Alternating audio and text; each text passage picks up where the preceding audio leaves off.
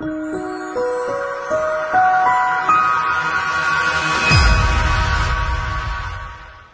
I'm Brad Sugars and I'm the chairman and founder at ActionCOACH. We're the world's #1 business coaching firm.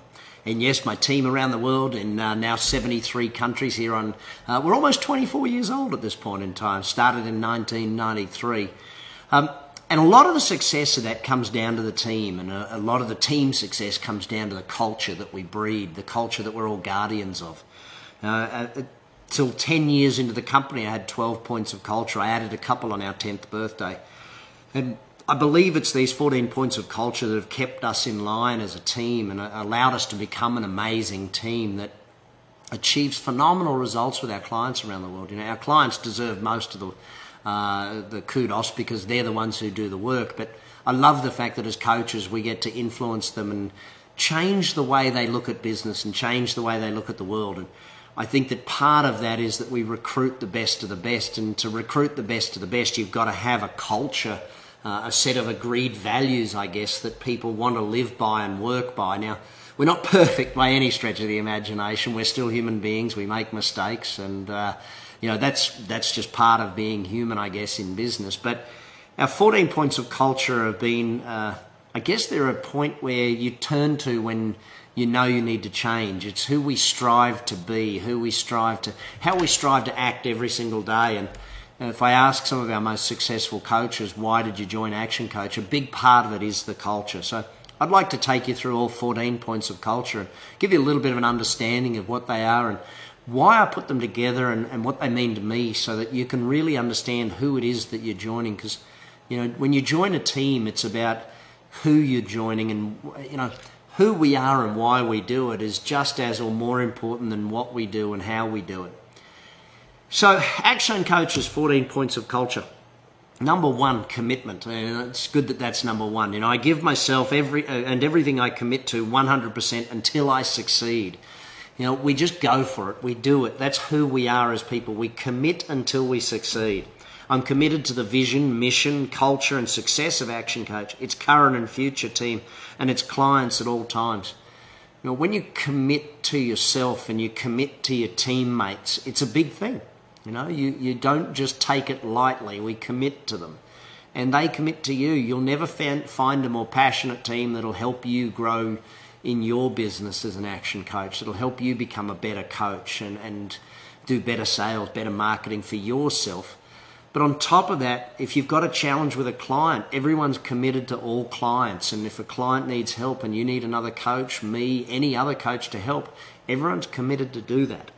I recommend products and services of ActionCOACH prior to going outside the company. Not a complex one, but I don't know if you've ever been to a hotel where you said to the concierge, oh, where's a great restaurant? And they don't even recommend the ones in-house. They recommend outside ones first. It seems a little crazy, but we commit to ourselves. We commit to the brand. We commit to ActionCOACH, commit to being an action coach, not just a normal business coach, but an action coach, someone who gets amazing results with their clients because we're committed to our clients and ourselves.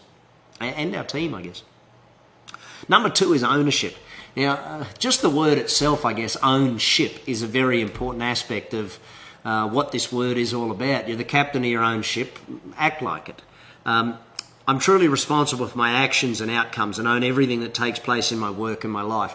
That one's not easy on some days. You know, when negative things happen, I know that I look at it and I think, geez, how am I responsible for this? Well, am I responsible for not having done the work that I needed to do to get to the point where that would have actually, you know, sometimes it's tough when negative things happen to take accountability, but we have to. We have to take ownership of the fact that we created the environment, or we created the lack of work that went into that. And so that's an important one. It's easy to take accountability when you have success and take ownership when you're successful. The challenge is when it's the tough days that, you know, to do that. But when we look to it and we take ownership ourselves, and that's where the second line comes in, I'm accountable for my results, and I know that for things to change first, I must change.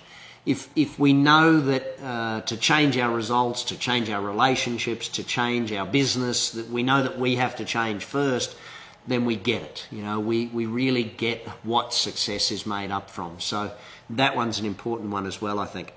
#3, integrity. It's no more complex than reading the words, I guess, as I always speak the truth. Now, I guess you've got to remember there that different people have different truths. I've met business owners who say to me things like, marketing doesn't work. Well, the way you've done it, marketing hasn't worked, and we've got to change that. So that's important to remember. What I promise is what I deliver. Again, very simple. Be on time, deliver your projects, do what you said you were going to do, help the client the way you said you were going to. Yeah, I don't even make agreements with myself and others that I'm willing and intend to keep. I think it's important that to outline not just others but yourself as well. I think one of the key traits to success is that people don't kid themselves. They don't lie to themselves around what they're going to do. They tell themselves the honest truth. If a simple one, if you know you're not going to be there till 7, don't say you'll be there at 6 type thing. It's simple. Next line, I communicate potential broken agreements immediately. If I'm not going to be there at 6, and I know I'm not, then call me at 5:30 if you realise at 5:30 you're not going to. Communicate as soon as you can. And the next line, I clear up broken agreements immediately. If you break an agreement with someone and you don't realise till a week later, call them up and say, geez, I forgot to phone you. I just remembered. Make the call. It makes life a lot easier when you live by these rules than it does by a lot of others. Our points of culture are designed to be who we are and who we strive to be. Excellence. Good enough isn't. I always deliver products and services of exceptional quality that add value to all involved for the long term. Those words long term is important as well, but good enough isn't. Near enough is not good enough. We want to be exceptional. We want to be excellent at what we do. We want to make sure we deliver long-term results for our clients, and sometimes that means some short-term pain for some of our clients, but it means ultimately long-term gain. I look for ways to do more with less and stay on a path of constant and never-ending improvement, innovation. Always getting better. As business coaches, it's what we help our clients do to continually get better, and it's what we need to do ourselves. We need to continuously improve the results we're getting for ourselves, our clients, and for everybody. I like to think of it as a personal best philosophy. Always be doing your personal best. Number 5, communication. Now, this one is highly important because when you're building a team, communication is vital. And even if you're using all 6 keys to a winning team, and if you don't know what that is, either read my book on team or watch any of my videos. They're all on my YouTube channel. But it doesn't matter how many of the keys you're using, if you don't have great communication, a team will fall apart. So point 1, I speak positively of my fellow team members, my clients, action coach in both public and private. If a client's annoying you, don't go around bad-mouthing them. It doesn't even matter if it's public or private. If a team member said something, be positive about it. You don't have to say negative words about people. It doesn't mean anything. It doesn't do anything good. It says more about you than it does about them. I speak with good purpose using empowering and positive conversation. There's no use putting... that the idea or the notion in communication that when someone puts other people down, they build themselves up is the exact opposite of the truth. When you're a business coach, your goal is to build everyone up. Everyone needs to feel good and great around you. You want people leaving their coaching sessions feeling 10 foot tall and bulletproof. And that's very important. I never use or listen to sarcasm or gossip. It kind of continues on that trend. Sarcasm, whilst maybe it's funny in a TV show, in real life, sarcasm is rarely humorous to all of the people around. Maybe some find it funny, but others take offence to it and get hurt by it. Gossip, same thing. If someone comes to you with something, go to the source. Don't go around it. If someone says something about it, then just call that person up and say, hey, this is what I heard. Is that what you said? Deal with it straight on. Don't deal with it, and don't deal with it by email. That's just too crazy. Negatives and potential negatives need to be dealt with either on the phone or face to face. Is my thought. Acknowledge what is being said is true for the speaker at that moment, and take responsibility for responses to my communication. I think we've already touched on the fact that some people have different truths, and whilst we may not agree, we acknowledge that that's what they believe at this point in time. I take responsibility for responses to my communication. I think that one's really important, especially, whether you're a teacher or a coach or just even in sales scenarios. If you're not communicating well, of course, the other person won't receive that communication well. I've never had a bad audience. I've just given bad speeches.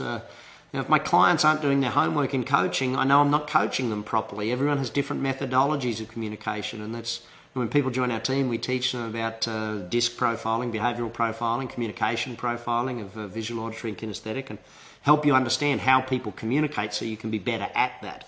I greet and farewell people using their name. I think that one speaks for itself. I apologise for any upsets first and then look for a solution. I think this is a big one for me. More at home, I guess, than at work, I think. Yeah, especially with my wife and 3 daughters. I think that I definitely need to be reminded of that one regularly. Apologise first, solution second. I only ever discuss concerns in private and with the person involved. There's no need to deal with negative situations out in public. There's no need to do it. Positive situations, absolutely deal with it in public. Although, in positive situations, I'm still a firm believer in shooting someone a quick phone call or a text or an email that say, hey, great job, well done, is better than forgetting about it and not doing it later on. Point 6, success. I love the wording of this one. I totally focus my thoughts, energy and attention on successful outcome of what I'm doing. Too often we meet people that, especially in business, they're like worriers. They worry about stuff and they think, oh, will it work? Won't it work? How will it work? I'm not sure, blah, blah, blah. And it's like, oh my goodness me. Focus on success rather than focusing on the possibility of things going wrong. Focus on what can work and how it can work and be that focused rather than what can go wrong. Does that mean be naive about it? No. Does it mean be crazy about it? No. But it means focus on the successful outcome rather than focusing on the negative outcome. I'm willing to win and allow others to win. Play win-win at all times. You know, that's not a complex thing, but it takes longer. Sometimes to get a win-win means you've got to actually brainstorm and come up with several different solutions. It doesn't mean you jump to the first solution oftentimes.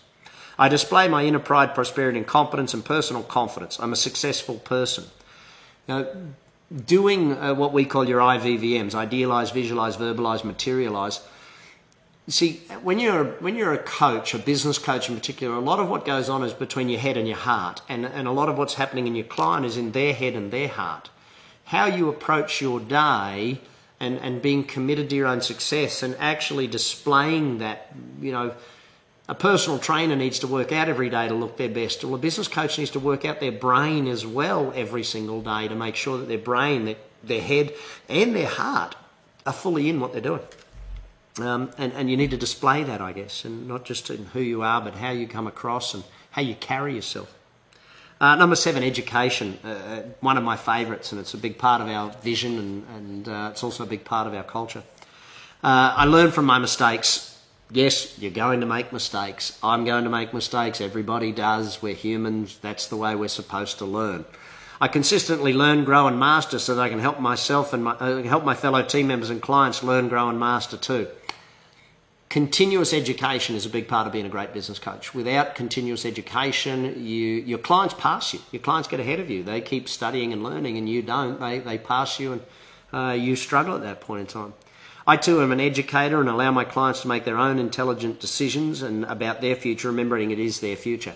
One of the challenges of being a great business coach is allowing, not putting your vision onto your clients. Like, you could see how their business can go 10, 20, 30 times, but at this point all they want is an extra few grand a month. So sometimes you've got to focus on their goals and their future and make sure that you educate them for that level, not just all levels.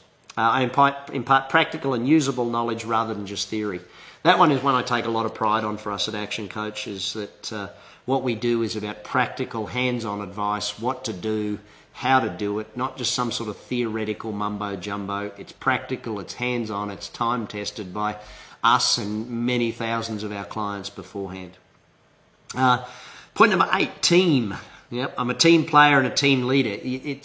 I use the simple example of if you're playing a sport and you've got the ball, you're the leader at that point in time. If you don't have the ball, you're on the team at that point in time. And you've got to be both for a team to win. Everyone has to be a leader at times and a player at other times. I do whatever it takes to stay together and achieve team goals. That one's a pretty tough one at times. You know, I do whatever it takes to stay together and achieve team goals. First of all, it assumes you have a team goal. And second of all, it assumes that you know the team goal.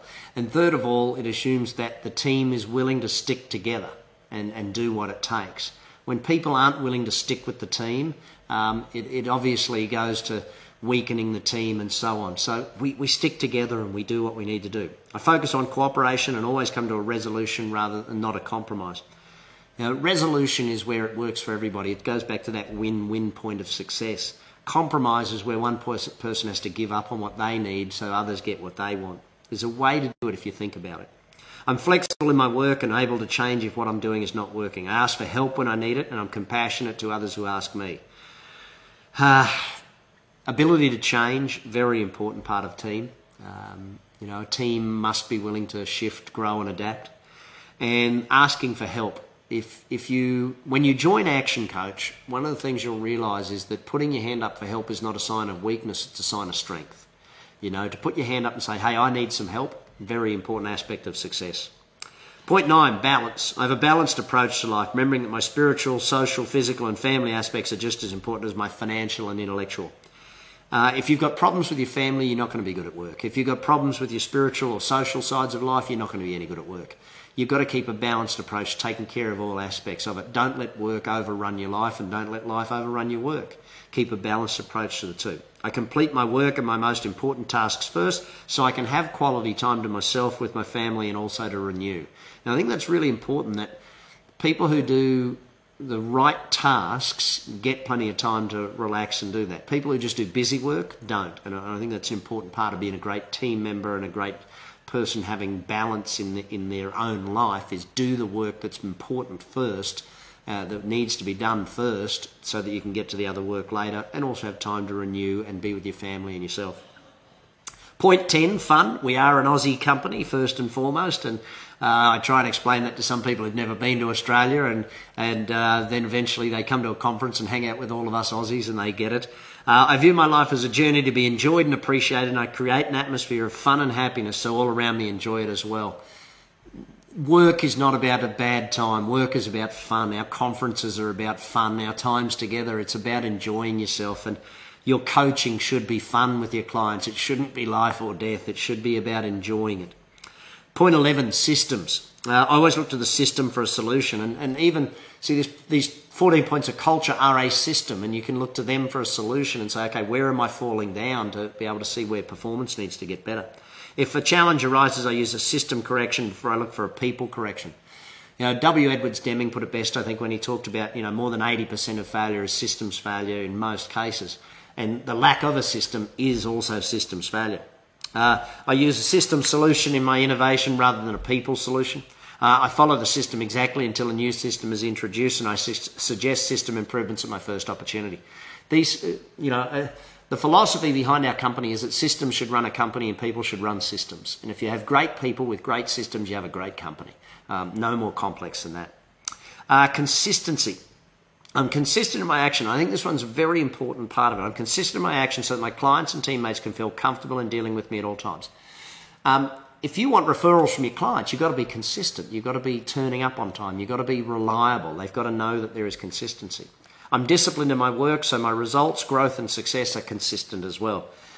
Lack of discipline leads to lack of consistency. It always has. And so being disciplined, doing the work that needs to be done first so that we can get there. See, these are the ideal traits of a great business coach. In fact, if you look at it, they're the ideal traits of a great business owner. Gratitude. I'm a truly grateful person. I say thank you and show appreciation often and in many ways so that all around me know how much I appreciate everything and everyone I have in my life. A lack of gratitude definitely leads to a lack of success, because where we show gratitude, we get more. It's pretty simple in that manner. I celebrate my wins and the wins of my clients and team. You've got to be willing to celebrate other people's wins, otherwise you struggle to get your own. I consistently catch myself and other people doing things right.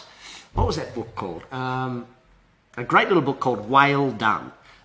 Simple little book, but it talked about coaching a killer whale and training a killer whale. You don't coach it by, smacking it when it does the wrong thing. You coach it by rewarding it when it does the right thing. So consistently catch other people and yourself doing things right. Point 14, abundance. I'm an abundant person. I deserve my abundance and I'm easily able to both give and receive it. Took me a long while to learn this lesson, I think. A great teacher, Reverend Ike, Dr. Frederick Ike, and I had to learn that I was worthy of success and worthy of those things. Otherwise, you'd go into self-sabotage and stuff. And I'm easily able to both give and receive abundance. I allow abundance in all areas of my life by respecting my own self-worth and that of others.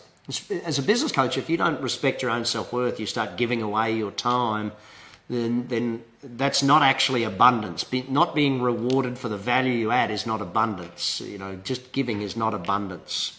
I'm rewarded to the level that I create abundance for others, and I accept that abundance only shows up in my life to the level at which I show up.